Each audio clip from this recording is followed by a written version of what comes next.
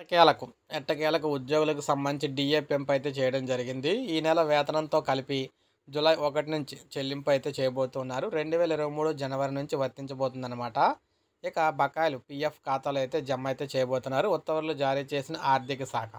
So ఎట్టకేలకు రాష్ట్రంలో ప్రభుత్వ ఉద్యోగులకు కరువు భత్యం అంటే పెంచుతూ ఆర్థిక శాఖ ఉత్తర్వులు అయితే జారీ చేసింది. మూల వేతనంలో డిఏను 26.39% నుంచి 30.03% పెంచినట్లు నికరంగా 3.64% పెరిగింది. దీన్ని జూన్ నెల జీతంతో కలిపి జూలై 1 నుంచి ఇస్తారన్నమాట.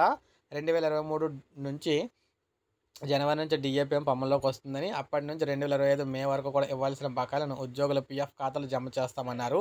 మార్కెట్ కమిటీలు, ఎయిడెడ్ విద్యా సంస్థలు, విశ్వవిద్యాలయాలు, స్థానిక సంస్థల ఉద్యోగులు కూడా పెంపు అయితే వర్తిస్తుంది. 2015 వేతన సవరణ ఒప్పందం ప్రకారం జీతాలు పొందుతున్న వారి మూల వేతనంలో ఈ డిఏ 63.912 నుంచి 68.628% పెరిగిందనమాట. ఇక పార్ట్ టైం అసిస్టెంట్లు, గ్రామ రెవెన్యూ సహాయకులకు వేతనంతో అదనంగా ₹100 అయితే చెల్లిస్తారు. వీరిని ప్రభుత్వ ఉద్యోగులకే తీసుకునే వరకు కూడా ఇదైతే కొనసాగుతుంది. ఇక వారికి వాయిదాల్లో బకాయిల చెల్లింపు. ఈ అక్టోబర్ 31 నాటికి రిటైర్ అయ్యే ఉద్యోగులకు డిఏ బకాయిలు 28 నెలల వాయిదాల్లో చెల్లిస్తారు. వీరికి పీఎఫ్ ఖాతాలో జమ నుంచి అయితే మినహాయింపు అయితే ఉంటుంది. 2004 సెప్టెంబర్ 1వ తేదీన తర్వాత ఉద్యోగాలు పొందిన వారికి డిఏ బకాయిలు సొమ్ములో 10% కాంట్రిబ్యూటరీ పెన్షన్ పథకం కింద వారి వ్యక్తిగత ప్రాన్ ఖాతాలో జమ చేస్తారు.